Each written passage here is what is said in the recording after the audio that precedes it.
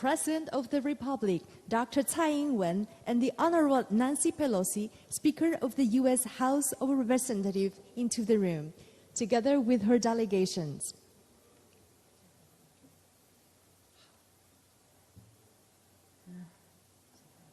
There has been so much press every place we go. And then you can take your seat, and so we can proceed with the Q&A. And before that, I will invite our President and the Speaker to deliver their remarks. So please take your seat. Thank you very much.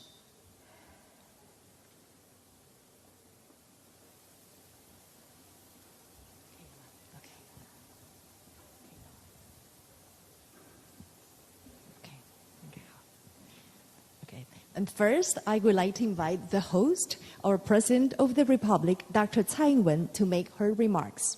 Yes, I'd like to take this opportunity to reiterate the Taiwanese people's warm welcome to Speaker Pelosi and the delegation. We're grateful for the delegation's visit under such challenging circumstances as a demonstration of unwavering support to the people of Taiwan. The Speaker's presence here in Taiwan serves to boost public confidence in the strength of our democracy as a foundation to our partnership with the United States. I told Speaker Pelosi that we are committed to maintaining the status quo across the strait. Taiwanese people are pragmatic.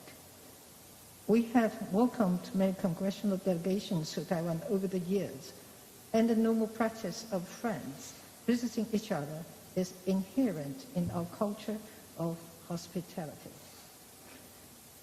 Military exercises are unnecessary responses. Taiwan has always been open to constructive dialogue, and we will work with stakeholders to bring about stability and peace in the region. Thank you.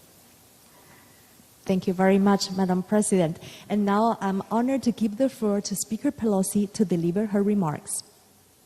Thank you very much. Thank you, Madam President, for your leadership and for the leadership gathered here with you today. I'm proud of my delegation. We're almost like one unit. The chairman of the Foreign Affairs Committee, the chairman of the Mr. Meeks, Mr. Takano, chair of Veterans Affairs, vice chair of Foreign Energy and Ways and Means, the Trade Committee, Congresswoman Susan Del Bene, a member of the Intelligence Committee, Mr. Krishnamurthy, and a member of the Foreign Affairs and Armed Services Committee, Mr. Kim. I say that because when I speak, my receiving your kind words as well as this invitation is really received and appreciated by members of Congress. On both sides of the aisle, on both sides of the Capitol, great enthusiasm for the U.S.-Taiwan relationship.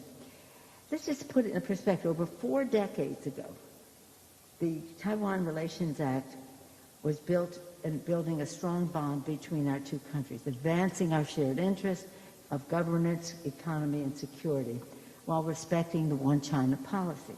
Our solidarity with you is more important than ever as you defend Taiwan and your freedom.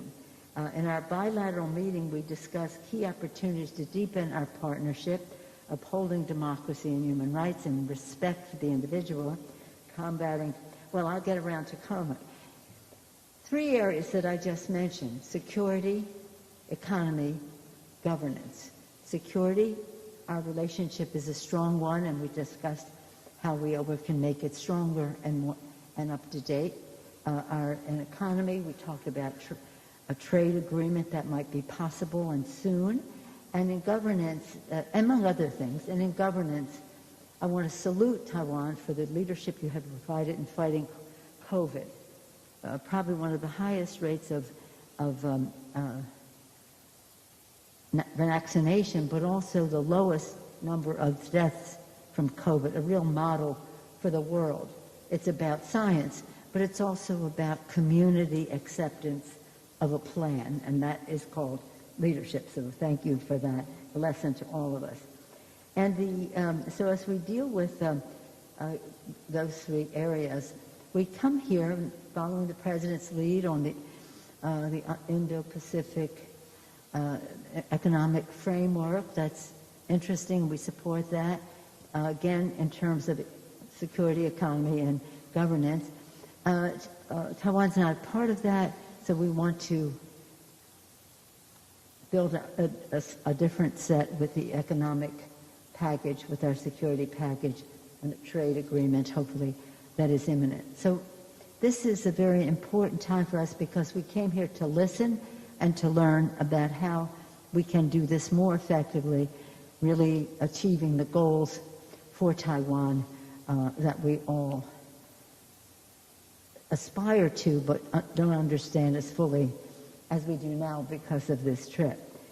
So again, it's a great pride for us today, the first woman speaker in the House, meeting the first woman president of Taiwan. We have some enthusiasm for that, and again, we're very proud of our representative, Sandra Aldkirk, and I'm proud of my colleague, Susan Delbene. So it may take a moment to take some pride in women's leadership. Again, our delegation came here to send an unequivocal message. America stands with Taiwan. Thank you, Madam President. Thank you very much, Your Honorable. Right now, with the permission of our President and Speaker Pelosi, we'll be taking up questions from the media. So we'll proceed right now taking the first questions from Taiwanese media, and it will be raised by Mr. Joseph Ye from CNA. Joseph? President Tsai, Madam Speaker, I'm Joe from the Central News Agency. I'm representing more than hundreds of Taiwanese media. I was given one question, so the question will be a little bit long, so please bear with me, because we have waited for 25 years for this chance. So you're the first House Speaker to visit Taiwan in 25 years, so do you foresee that your visit will bring up even more similar high senior official U.S. to visit Taiwan in the future, or maybe future speakers? This is the first part of my question. And the second part is, in accordance with Taiwan Travel Act, high-level visit a two-way thing.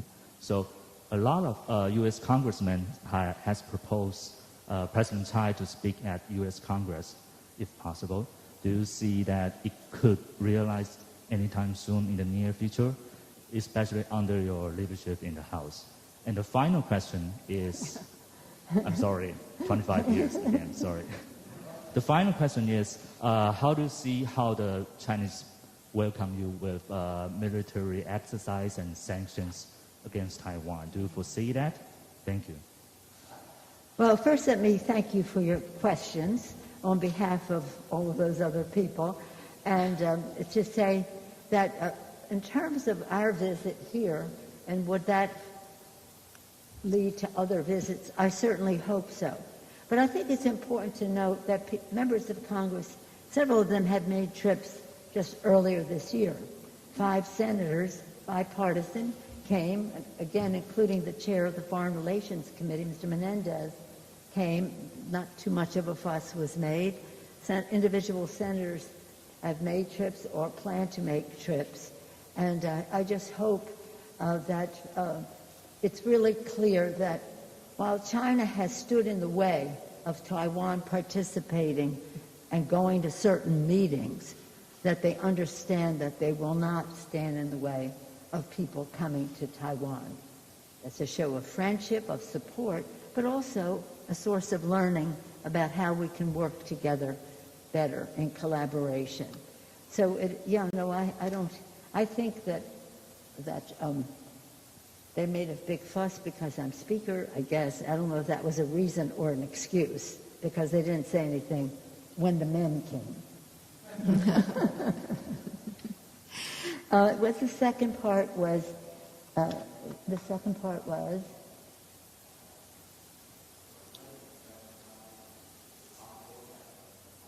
Invited to the U.S. Congress to make... Oh, that was the third part, but I'll go there. Okay. That was the third part, I thought. We haven't had a joint session in probably 3 years in Congress, partially because of COVID, but even before that it was Christmas and all that. So we haven't had many joint sessions, but we have tried to accommodate visits by bringing together, both sides of the aisle and both sides of the Capitol. And I would hope that that opportunity would be there. The joint session has become something, again, because of COVID, we aren't able to do it. It's even hard for us to do the President's State of the Union address because you have to space and you have to time and, well, you know, here we are. I don't know. I think that whatever China was going to do, they will do in their own good time. What excuse they may use to do it is another thing. But you really know more about that than I do. I do think that it's really important for the message to be clear that in the Congress, House, and Senate, Democrats and Republicans are committed to the security of Taiwan in order to have Taiwan be able to most effectively defend themselves. But it also is about our shared values of democracy and freedom and how Taiwan has been an example to the world in that regard. And whether it's certain insecurities on the part of the president of China as to his own political situation that he's rattling a saber, I don't know. But it doesn't really matter. What matters to us is that we salute the successes of Taiwan. We work together for the security of Taiwan, and we just take great lessons from the democracy in Taiwan. Thank you very much, Madam Speaker. Right now we take questions from the international media, and I would like to invite Samson Ellis. He is the Taipei Bureau Chief of Bloomberg News. Samson? Oh, thank you. Madam President, Madam Speaker, we have seen the Chinese authorities take multiple economic actions against individual Taiwanese companies and entire sectors of the economy here. Taiwan has already paid a cost for your visit and is likely to continue to do so over the coming days and weeks. What concrete, tangible benefits can you promise Taiwan to offset the cost of your trip? Well, at the same time as this trip is taking place and in recognition of our common interest economically, we just passed the CHIPS and Science Act. This is something that opens the door for us to, again, have better economic exchanges. I know that some Taiwan businesses, significant ones, are already planning to invest in manufacturing in the United States. And the ingenuity, the entrepreneurial spirit, the brain power, whatever, the intellectual resource that exists in Taiwan and the success of the tech industry here for one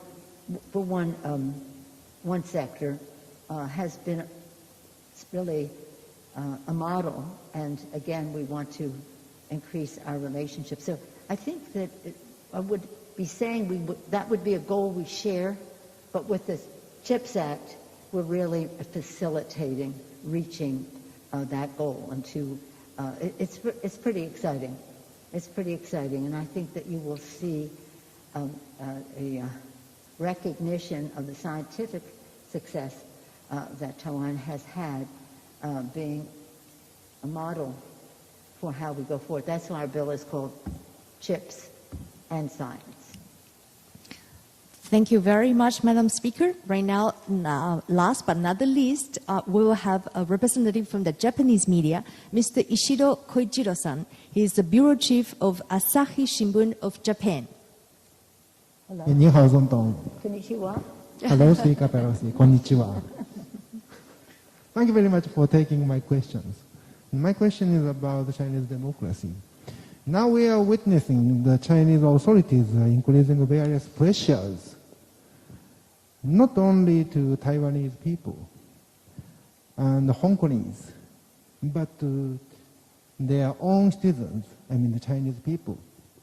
And as a strong and long-time advocate of democracy please let us share your ideas. How the democratic countries, including South Korea, Japan, where you are heading to, can deter China from invading Taiwan militarily, and how we can guide China toward a democratic political system. Thank you. Well, two things. In the context, your question comes in the context of right now a struggle between autocracy and democracy in the world. We cannot back away from that. And so as China goes and uses its soft power, money and whatever, into many countries in order to get their support at the UN and other bodies, we have to recognize that has some effectiveness because it's a lot of money and it's promises that may or may not ever be kept.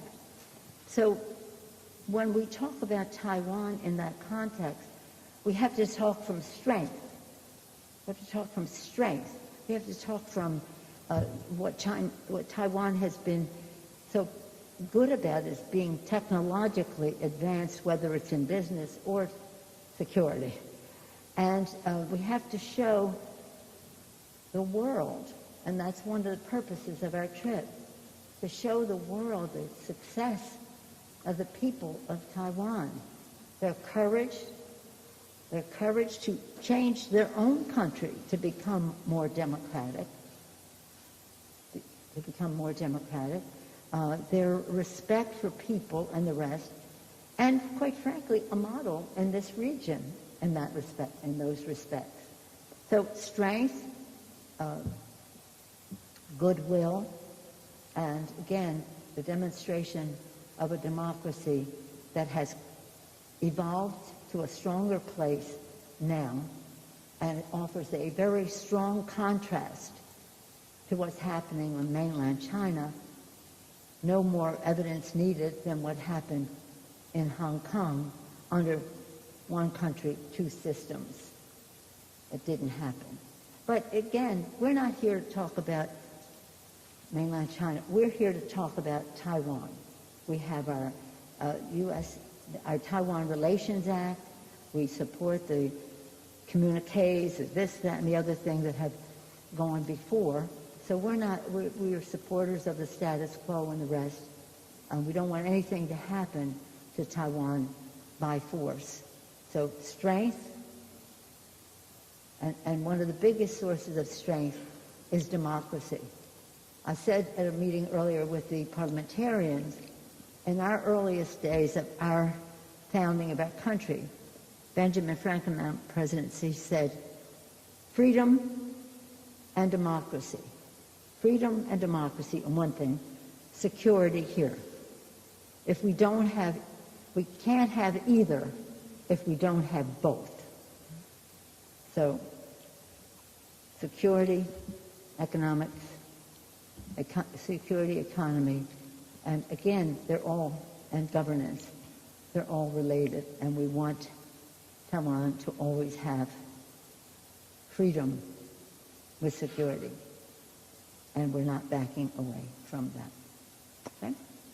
Thank you very much. Anything you'd like to add to anything? Okay. Thank you so very much, ladies and gentlemen. Today's event is especially important because we are witnessing the historical visit of Speaker Pelosi to Taiwan to convey the message of the U.S. support to Taiwan. So we know, in a challenging time like this, Taiwan is not alone. We also would like to thank very especially to President Tsai Ing-wen for her leadership, her resilience, strength, and wisdom shown in leading Taiwan. Also, our sincere appreciation goes to the distinguished members of the U.S. Congress who accompanied Speaker Pelosi in her trip, and your friendship means a lot to us. Thank you so much for being here in Taiwan. Also, thanks for the presence of so many officials from the U.S. side, from the Taiwan side, whose effort made this event possible. Thank you also very much to the media friends with us today, and also hundreds right now watching the live transmission. Thank you very much to you all. Have a great day.